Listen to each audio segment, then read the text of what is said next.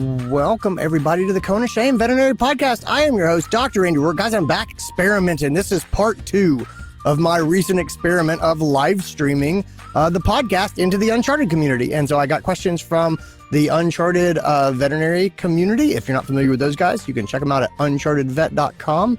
It's where I spend a lot of time hanging out, talking about leadership and communication and management and stuff like that I love. But anyway, I'm here with these guys and just going to go through questions that I got from them, and that'll be it. So let's see. Yeah, I'd love to hear your feedback on this podcast. If you like it, you can send me an email at podcast@DrAndyRoark.com. You can also leave me a review wherever you get your podcasts. But I really haven't decided if I'm going to do more episodes like this. I'm really kind of waiting to see if people tell me that they like them. And I tell you, I really enjoyed the first one. So this has been really fun. If you're listening and you're like, man, these questions where Andy's just sort of talking through problems that people ask him about, I really, really love them. I have another podcast. It's called Uncharted Veterinary Podcast, and I do it with my friend, practice management goddess, Stephanie Goss. And that's all we do there is break down questions about practice that people ask us. So if you really love this, no matter what, you can have more of me talking about problems at the Uncharted Veterinary Podcast, which is the other podcast that I do. All right, let me go ahead and let's get into this episode. This is your show. We're glad you're here. We want to help you in your veterinary career. Welcome to the Cone of Shame with Dr. DrAndyRoark. All right, everybody. So the first question is an anonymous question. This is from a veterinarian. She is a veterinarian that has a boarding facility built onto her practice. And she says that, a little backstory, she had a dog that had a medical problem. It was some sort of like a chemical burn or something when it left the boarding facility. And the client, she ended up looking at it, and then the client ended up bashing the boarding facility, and specifically this vet who's like, I didn't do anything. I didn't have any idea what was happening, is basically it. And so her question is, if a dog's being boarded with a vet clinic, how involved are veterinarians in the daily care and monitoring of the pet? If I'm unhappy as the vet with the care that a dog received and don't think the issue was handled appropriately when I brought it up to the practice manager, how should that be handled? Meaning, if I don't like how this went and I said so to the management and they kind of ignore me, what do I do about it? So, all right, cool. Let's do, we're gonna take the first one first and just say, let's talk about the boarding, vets and boarding. Okay. How involved should vets be in the boarding that the clinic does? First of all, for me, I guess, there's not a right answer. There's only clear expectations. And so there are clinics that the vets are very involved. That's not wrong. And there are clinics where the vets are not involved at all. Like, they're barely aware that the boarding is happening in the building. That's not wrong either. As long as everybody is clear and honest about what is happening and how involved the vet is or how involved the vet is not, right? The pet owners should not think that their pets are being examined twice a day by the veterinarian. If that's not happening at all, that's only setting the vets up to get hammered, and they're not doing anything. And at the same time, if the pet owners think they're just dropping off for boarding and their pet ends up doing a bunch of medical stuff, and then they're surprised when they come back and find that out, that's also really bad. And so it's really about, what are the expectations here about how involved the vets are with what's happening? And is the clinic communicating that to the clients? And did they communicate that to the vets? Because I will tell you that boarding can burn vets up. I've seen vets that are absolutely ready to mutiny over boarding, because they're like, this never ends. And I've worked at some of those practices, never real bad, but I can definitely see how it gets bad. But it's just, there's times that you're a vet and just the number of little problems, torn toenails, diarrhea, coughing dogs, kennel cough, people coming back with kennel cough, things like that. It can suck up your time and suck up your time and suck up your time. And if you're the doctor and that's not accounted for in your schedule, if you're not getting compensated for that, if these are no charge, appointments because the pet started coughing on boarding and things like that, if that hasn't been discussed with the veterinarians, they can get really resentful, and it's not hard to see why. At the same time, if boarding is part of what your clinic does and you want to be a good team member, you gotta support the team. And so there is a part where you say, hey, we should all be supportive of what the practice is doing to pay our paychecks and to serve the community. And so it's a give and take. And that's why I said there's not a right answer. There's clear communication. There's clear expectations. If you are working in a practice, and this goes to the second part where she says, what do I do when this wasn't heard? Talk about it. If you're a vet and you're like, this is eating me up and this is taking so much time and it's really frustrating, you need to have that conversation, and not in like an I'm angry way, but in a, hey, we're in a relationship together, and part of the relationship is knowing where the other person is. And so I want to let you know that this is kind of where I am, and I'm not resentful, but I can see resentful from here. It's just kind of over the hill. I think you should say that. And my question is always, what is kind? Do the kind thing. It's not kind to keep your mouth shut until you're really, really angry and then blow up on the practice that you work at. And if you're the practice, it's not kind to keep your mouth shut and go, well, maybe she won't notice how much work she's doing, and just hope that it all works out and the other person doesn't notice that they're dealing with a lot of cases from the back. So anyway, there can be some real drama with boarding. That's just sort of my thing, is clear expectations, clear communication to the client and between the practice and the doctors. If the doctors are expected to contribute to the boarding, you just need to talk that through, and everybody needs to be okay. No surprises. And as long as it works for everybody, I think that's the best that we can do. All right. I got a question from Kyle Ann. She says, do you have tips on phone etiquette when trying to help non-clients on the phone who need assistance, but they can't be seen due to a lack of appointment availability? Okay. I think a lot of us are dealing with this. So we have people on the phone and we can't get them in, and that is a problem. Now, I would say this writer makes this pretty easy for me because she says non-clients. And so this is not a person that has been coming here. This is not a long-term client. What do you do in helping this person who needs assistance, but we can't get them in? I just said clear is kind, and I go back to it. Clear is kind is, I said, what is kind? Clear is kind. That's what is kind. Clear is kind. We need to tell people that we don't have availability, and don't beat around the bush. Don't act like, I don't know, maybe we can do this or maybe we can do that. And I understand, like, we don't like to tell people things that they don't want to hear. And so it is hard to say to someone, I'm sorry, we can't get you in. Clear is kind, right? Set expectations. And the expectation is, I can't get you in. The longer you wait to say that, the more you're going to frustrate this person. And so the first thing is be honest, be clear, and then be polite and be firm. And I think a lot of us really struggle with this, and we cave. We fold like origami. We're like, I don't have any availability, but I don't want to tell this person they can't be seen. And so I'm just going to, through strength of will, make this happen. And I go, that's ridiculous. I'm talking a lot these days about capacity in teams. And if your team is working as hard as they can work every day and they're burning out, you can't just want to do more work and make it happen. You're pushing your team into the red, and there's going to be consequences, and they're going to be possibly your staff leaving, and then you're more shorthanded. And so by pushing this far, you've limited your ability to do work for the foreseeable future because it's hard to hire. And so you have pushed this to a point that you have damaged your long-term potential to do good in the world by trying to squeeze in this short-term thing. The other thing is, even if they don't leave, you burn these people out, right? You end up with just people who are tired. They're grumpy. They're angry. Your practice culture suffers. We're running a sprint every day, and that's ridiculous because this is a marathon. And so pace yourself for a marathon, and you just have to be honest about what your team can do. And then here's the thing. You got to let it go. You've got to process your lack of responsibility here. One of the big things for me is, look, if there's something and I didn't want it, I don't have control over it, I can't make it stop, and I don't benefit from it, I've got to step back and say, I'm not responsible for this. Right. And that's the case with our overwhelm in a lot of these practices. I don't want this. I didn't make it happen. I can't fix it. And I don't benefit from it because my people are burning out. It doesn't help me to turn people away. That's not helpful.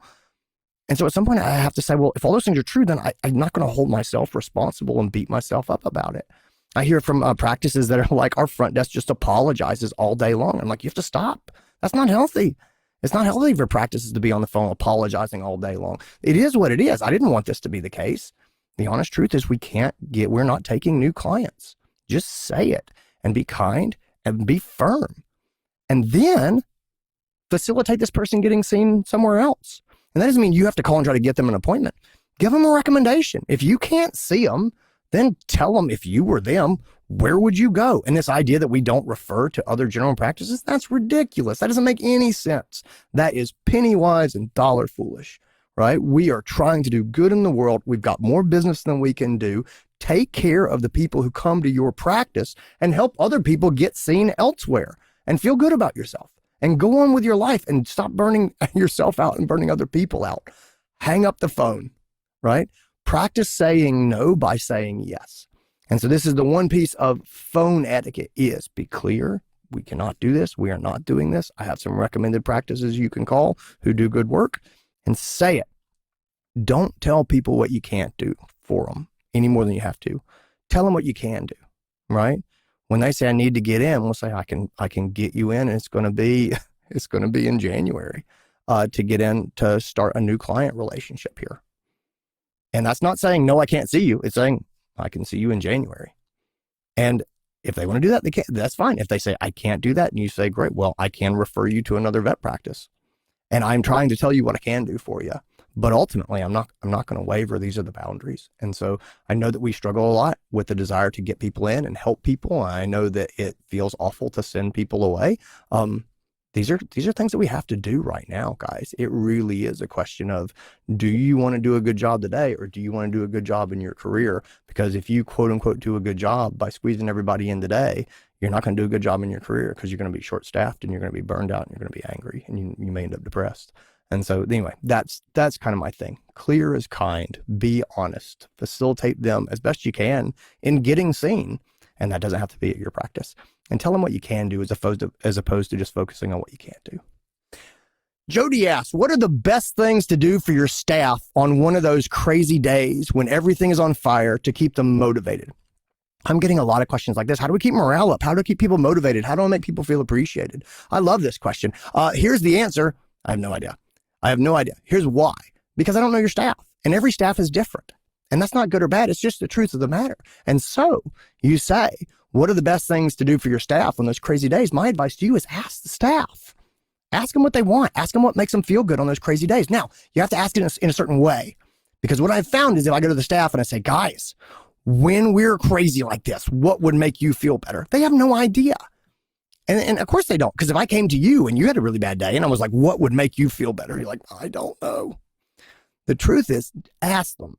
And ask them when things are not on fire. So at the end of the day, when they're exhausted, asking them what they wish is just another mental burden to put on them. And most people have a hard time asking those questions. The questions that I really like are, tell me about a time that you were stressed out and someone did something that made you feel better. What was it?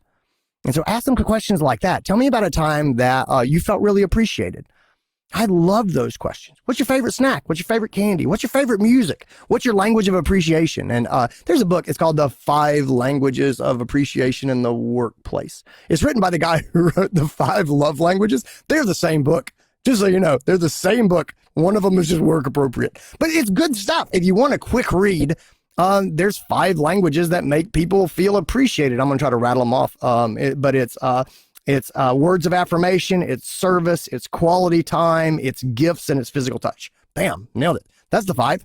But anyway, you can dig into it. It's a good book for anyone in management and motivation to read, and you can skim through it and get the gist of it pretty darn fast. But those are the things you say, what resonates with my people? I really like the idea of having a sheet that, and you have to update this every now and then. You can't be like, they filled out a sheet when they came to work here. And I'm like, when did they come to work? And you're like, 7 years ago.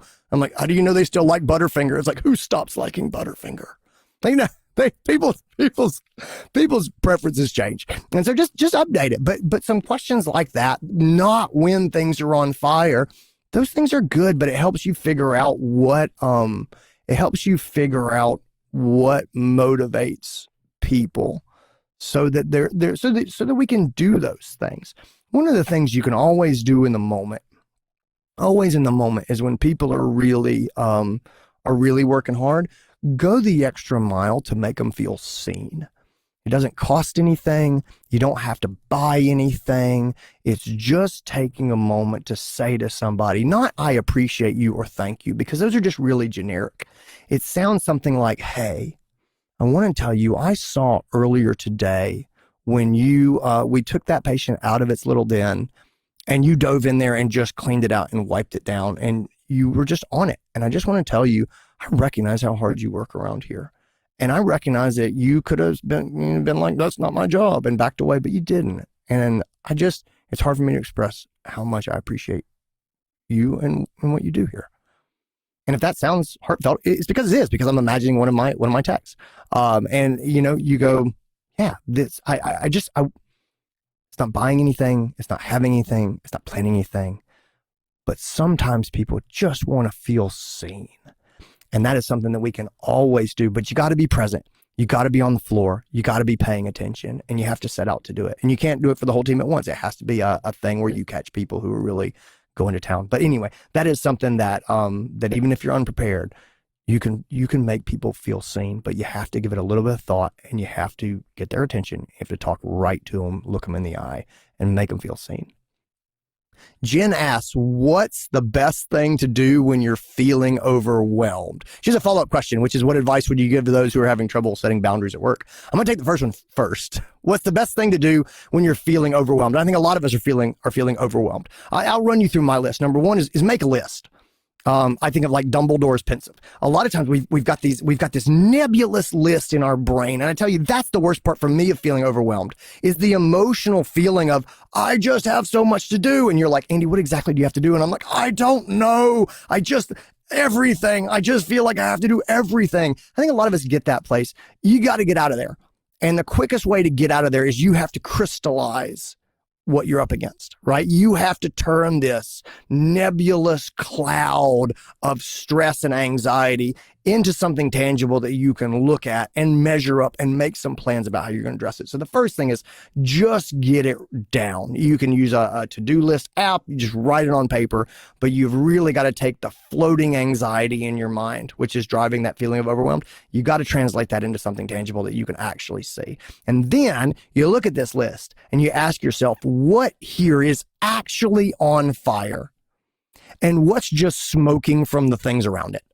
And I think a lot of us struggle with that. We say everything is on fire. It's like, no, everything is not on fire. You got a couple of things that are on fire, and you maybe have one significant fire. Everything else is just wreathed in smoke from those burning fires, but it is not actually on fire, which means those problems can sit until tomorrow. And you should feel okay with them. I'm a big fan of, people make to-do lists and they're like, this is what I have to do today. And if I don't do this today, then I've failed. And I go, that's ridiculous.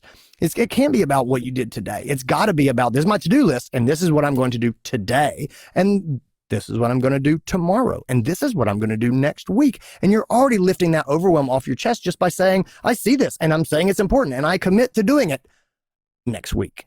And you can do that. And I think we have this horrible tendency as a human being species to wildly over imagine what we can do in a day. And we under imagine what we can do in a year or in 5 years or in 10 years. And so the biggest problem is we look, I mean, how many of us have had these to-do lists and we have 10 things on them and we're like, yeah, I'm going to do this today. No, you're not. You're going to do 3 things on that list, or maybe 5 things on that list. And then you're going to feel defeated because you didn't do 10 things. And I would say, that's ridiculous. You did 5 things on your to-do list today. That's bonkers. If you do 3 things on your to-do list and keep a clinic going and keep a family going and feed yourself and wear pants, then you have succeeded in the day and you should be happy about that. That's what you should do with your to-do list. So what here is actually on fire? And then what's just smoky from the things around it? What's mission critical?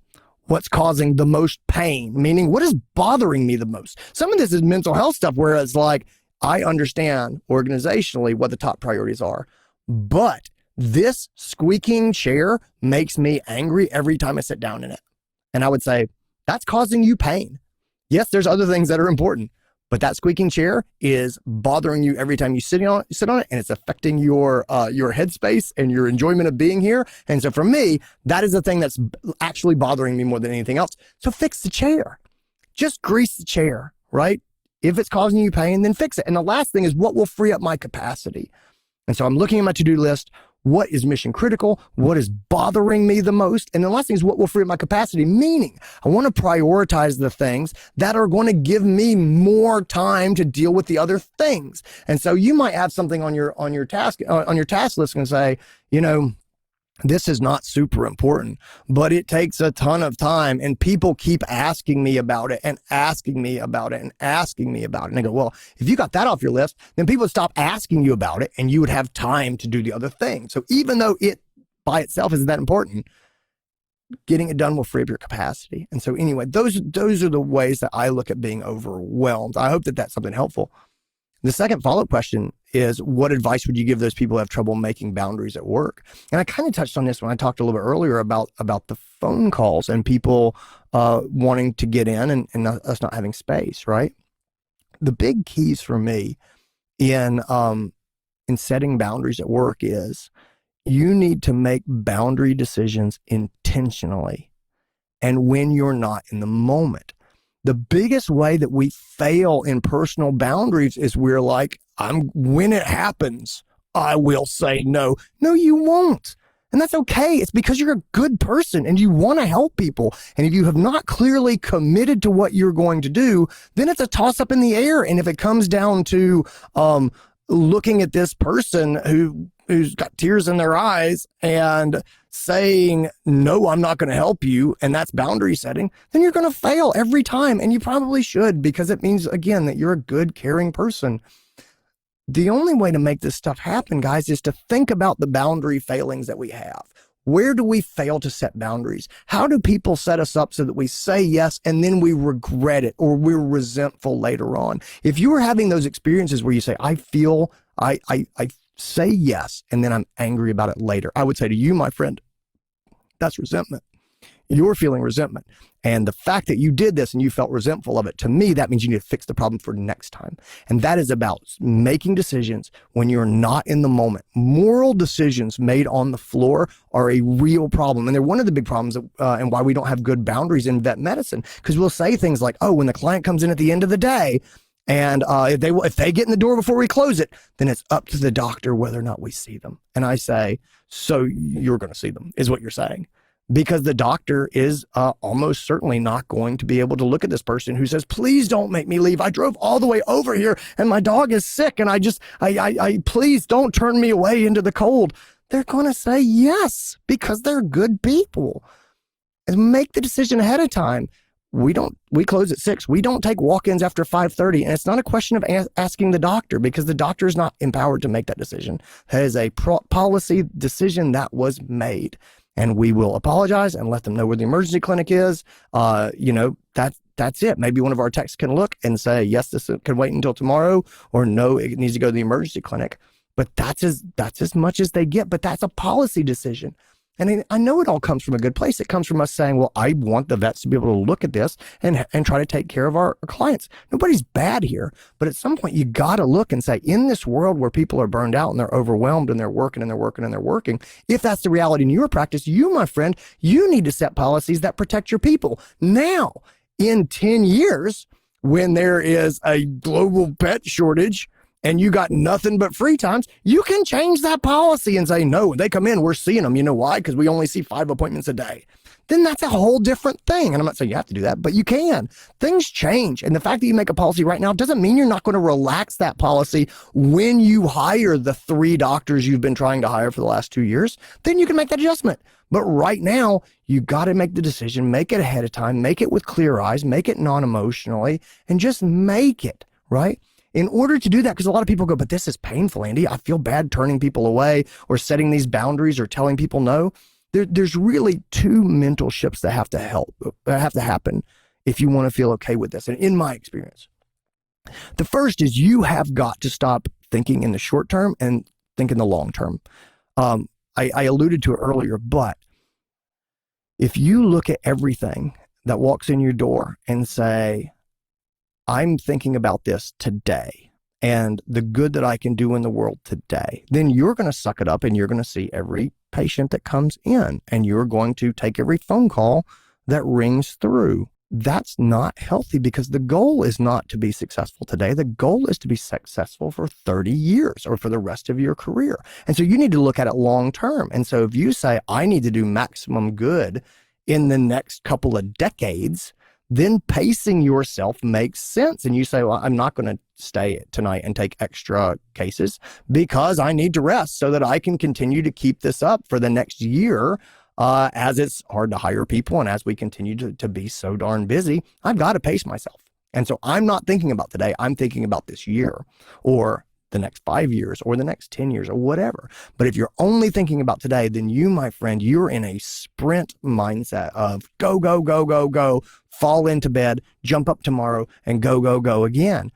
And that's not sustainable, guys. It's a marathon. It's not a sprint. And the other mental shift I think that people need to get comfortable with is switching from fixating on the person in need to thinking about everyone affected. And so when the pet owner comes in and they say, please don't turn us away. We need to get, I know you're locking the door and the staff is trying to leave, but we need to get seen for this itching. If you think about the individual affected, which is the pet, and the pet owner, and you say, it's help them or it's don't help them, that's a really hard mental place to get out of. Morally you think, I need to help them. But those are not the only people affected, are they? Your staff is affected. Your staff wants to go home. They want to go see their families. They want to go home and recharge. They have hobbies that they are looking forward to doing. They want to rest. They want to do whatever they want to do. It's their life, but they want to live their life. So if you say yes, it's not just about you and this pet owner, it's about you and the staff and the doctor and payroll if you put people into overtime. And more importantly, it's about your family at home and the time that you're not getting to spend with your kids and your spouse or doing your hobbies or relaxing. What does your boyfriend think about you staying late every night? If he has concerns, then he's being negatively affected by you saying yes. I'm not saying you say no. I'm not saying you say yes. It changes. But what I'm saying is when you make these decisions, you need to not think just about the person in front of you who's asking for help. You need to try to balance what is being asked across all stakeholders, which is them, which is the staff, which is the doctors, which is the practice, which is your friends and family who are waiting for you to get home, or your pets who need to pee because they haven't been let out since lunchtime. All those things matter. And it's a whole lot easier to set boundaries if you look at everyone's needs and how everyone is affected and go, I can't do this. This is not in balance. There's too many ripple effects from this. And again, this math might change in the future if you never come home late and somebody shows up and says, please squeeze me in, then maybe you do that. And it's because it's a rarity. But if it happens every day, then it's okay to say no now. It's just interesting. Like there's no all or none, but it's about being healthy and being intentional about where you are. And the last thing that I'll say about setting professional boundaries, and this is kind of hard to hear, and I just want you to sit with it a little bit. And I hope that neither of these things is true for you. But if you have to make a boundaries decision, and the decision comes down to feeling guilty or feeling resentful, choose guilt. Choose it every time. And what I mean when I say that is, if your choices are to set a boundary and say, no, I can't do this, and I'm going to go home and I'm going to feel guilty about it, or to say, I'm going to make this happen, I'm going to stay and do this, I'm going to sacrifice this boundary, I'm going to make this exception, and then I'm going to be mad about it, and I'm going to go home and I'm going to be angry at myself and at my staff and at my job, that anger will eat you up. It will. Go home and feel guilty, because that beats the heck out of going home and feeling resentful and angry, because that's a path to a dark place and you don't want to be there. I hope that you can rationalize it in your head. That's why I talk about, thinking in the long term, thinking about everybody infected, because I want to help you deal with that guilt. But if it comes down to it, you got to choose guilt or resentment. Choose guilt. Okay. Jody asks, how do you bridge the gap between the front and the back? This is probably one of the most common management questions I get. There's a lot of communication issues between the front and the back. And people always ask, like, how do you, when she says bridge the gap, generally it's It's making these people know and respect each other. It's making them assume good intent about each other, meaning the front assumes that the back is trying their best and the back assumes the front is trying their best. How do we make those things happen? How do we make these people who are physically separated, right? Generally, they're in different parts of the building. They're having different problems. How do we get them to bridge the gap, as Jody says? The first thing is, I think is really important, is a shared mission. We need to talk about what we're doing here. What are the core values of our practice, of our clinic? Why do we come into work? It's not to make money. That's not why anybody's here. I mean, maybe some of us, but those people made bad choices. But it's here. We have a mission that we are pursuing, and we are a team, and the front and the back are 100% both pursuing that mission, and they are both required mission critical for pursuing our mission. And so make sure you're talking about the mission. Make sure you're pointing to the North Star that your whole team is rowing towards. And if I believe that they're working in a different place and they're doing things differently, but they are committed to our mission and I am committed to our mission, suddenly that commonality, that brings us together. And it makes it easier for me to assume good intent. And if I have conflict, it's easier for me to talk it through when I believe that we're both ultimately working for the same outcome. We both are trying to get to the same place. So the shared mission is important. Focus on interdependence. I want to continue to emphasize again and again to the team that they need each other. The front needs the back and the back needs the front, right? I think a lot of times people just I think it happens more in the back. Maybe it's just because I'm back there and I'm not up at the front. But in the back, I think there's this idea that the front is just sort of in the way of getting things done. And that's nonsense. That's foolishness. You know, the truth is they are handling the clients and the communication and the phones and, you know, the checking in and checking out. And they are completely 100% in this trench with us. And they are helping us do the things that we need to do. And we need them. We need them. And they need us. And I think that that's language that we should use and remind people of is, hey, guys, we need the front desk and we need them to be happy and we need them to help us take care of these clients because without them, all this communication falls back on us and we cannot keep up. We need them. They have a great impact on how our day goes. And we need to support them and we need to try to make their jobs better. And they are going to work hard to support us and try to make our jobs better. But it comes down to that focus on interdependence. And the last thing is knowledge about what the other group is doing. Oftentimes, the people in the back do not know what's happening at the front desk, and they do not know what they're up against, and they don't know the headaches, and they don't understand what it's like to sit up there and have a waiting room full of people staring at you, and they've waited 35 minutes, and they're getting frustrated. The back just isn't an experience. And so I think talking about those things and pointing out to people and say, hey, guys, it's hard up front. And the same thing at the front. They don't know what we're doing in the back. They don't understand why suddenly there's a huge log jam. And it's like, well, they don't know that, you know, the procedures that they brought in, these specific ones take a lot of time and our regular procedures don't. They don't know maybe what goes fast or slow, or maybe they just don't know that, you know, that one of the doctors got caught on a phone call and couldn't get off. And now we're behind. If you don't have a way to communicate that, then they don't know it. And so, you know, make sure that we're trying to talk about that. And a lot of people will say, you know, cross training. To me, cross training is knowing what the other group is doing, and that's good if you can do it. If you can get some of the technical people back up to help at the front desk and answer phones, that's great. And if you can get some of your front desk people, CSRs, trained as assistants, so they can come back and help hold pets and participate in the back just for that experience, that's great. I think that those things are really good. The bigger thing is good communication. It's about these people knowing each other as people, and it's just about them being able to talk about issues before they become big screaming issues, right? When there's mild frustration, being able to come together and say, hey, let's talk about what's happening and why it's happening and what we're going to do about it. And that's just good ongoing communication in the practice that stops us from getting to the place where we build walls and where we split into groups. And us versus them is a very powerful, very simple way to divide people. And in practice, if we start having that type of language where there's us in the back and them in the front, or vice versa, that leads to division really fast. It leads to a lack of assumed good intent, and that leads to anger. So anyway, those are my big things on bridging the gap between the front and the back. And then the last one, Jackie asks, how do you coach someone that gives very blunt delivery of feedback and rubs people the wrong way? All right. I like this question. I get this a lot. You know, how do you coach someone who gives very blunt feedback? I don't find this to be particularly hard feedback to give. I really don't. I like it. The big thing is, let me go ahead and frame this up. So the first thing that I want to do, there's really two kinds of corrective feedback that you can give. The first is critical and the second is developmental.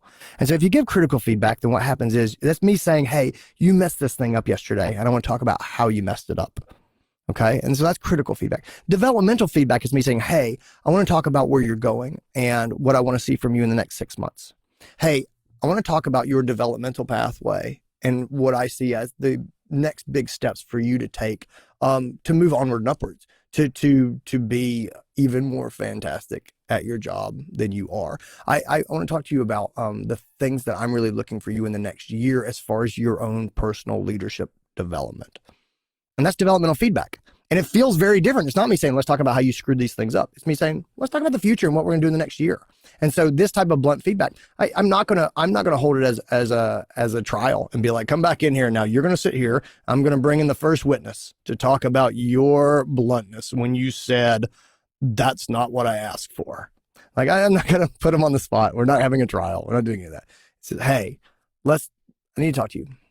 Let's talk about, I want to talk about what I want to see from you in the next year as far as your leadership development and where I see potential for you to really blossom. And then I talk not about them giving blunt feedback, because blunt feedback is very subjective, right?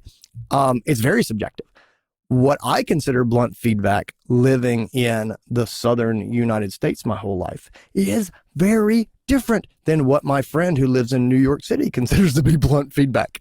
What he considers to be normal communication, I would like, oh my God, you said that?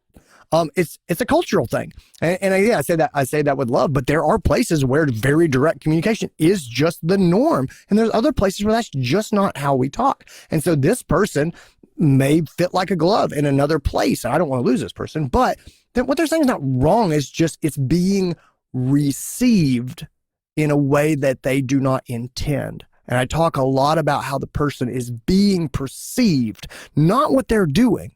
And that's a big important point in coaching people. If I say, hey, you're doing this wrong, that's very different from saying, hey, I understand where you're coming from, and I appreciate you enforcing our policies and giving clear feedback. I do, and I do not want that to stop. I want to work on how that feedback is being perceived, because some people are hearing it as very blunt, or they are taking it in a way that is probably stronger than you intend. And so I want to work with you in how we can deliver the feedback in a way that's not going to be perceived as over the top or aggressive. I want you to work on softening your delivery so that it is as effective as you want it to be. And that's how I put it. I hope you can kind of hear that, like, I'm really trying to take this away from being any sort of criticism of the person, because it's a skill criticism, and just say, hey, I want you to work on softening your delivery so that your feedback is as effective as you want it to be.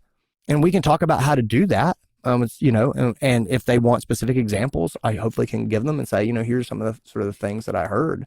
And it's just, again, a lot of times, communication doesn't happen at the mouth, it happens at the ear. And we don't have a ton of control over what happens at someone else's ear other than to receive feedback and make adjustments based on how they're interpreting what we're saying.